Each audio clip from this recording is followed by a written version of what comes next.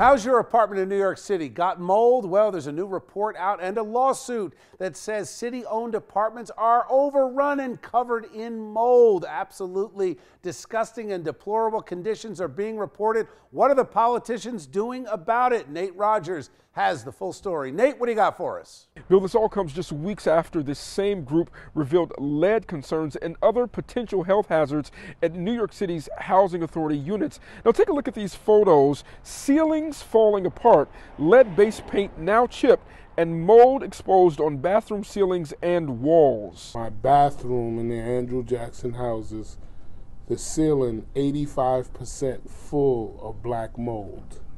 The tub surround on the wall, the caulking all the way around full of black mold.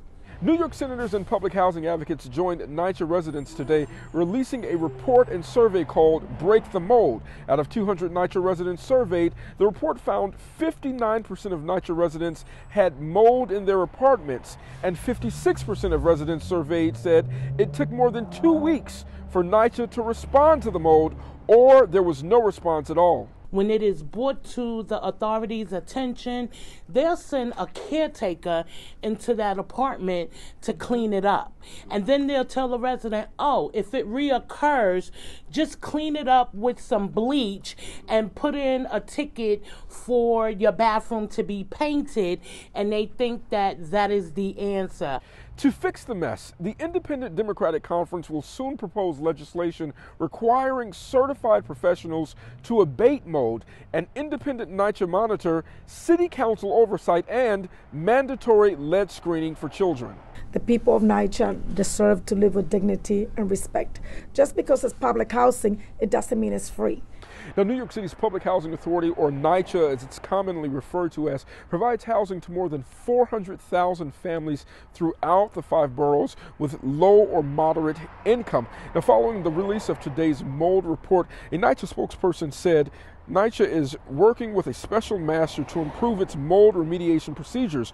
We are striving to provide all residents the safe, clean, and connected communities they deserve.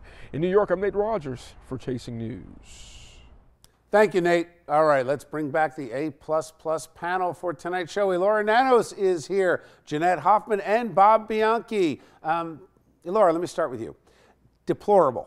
You've got a lawsuit now with these tenant groups saying that you've got mold issues. I mean, the way they describe these city-owned apartments, it's horrendous. You got people living, you got kids living in these conditions. Or is this just more politics?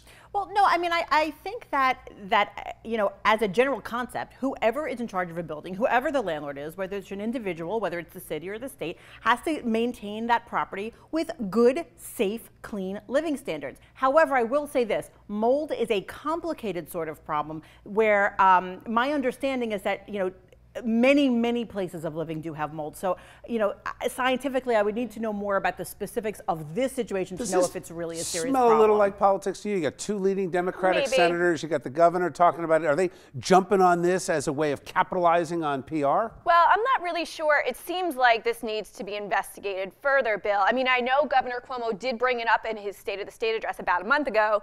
You know, I had the added bonus of making Bill de Blasio, the mayor, look bad too. So, you know, it might be a little political, but in general, it seems like the Housing Authority is not doing its basic job, which is to ensure safe housing And the fact that it could be political and have ramifications doesn't mean that they're wrong. Exactly. Or are they? I mean, have you heard of any public housing project anywhere in the country that didn't have some problems? Well, as opposed to many people who opine about this that have never been in a public housing scenario, I've worked in them for many years, in Newark in particular. And the fact of the matter is, they're disgraceful. Yeah. Those poor people are living in squalor, and no one did anything to take care of. I used to have to transport people as an EMT and up 14 flights of stairs because elevators didn't work. Yeah. People don't care about poor people.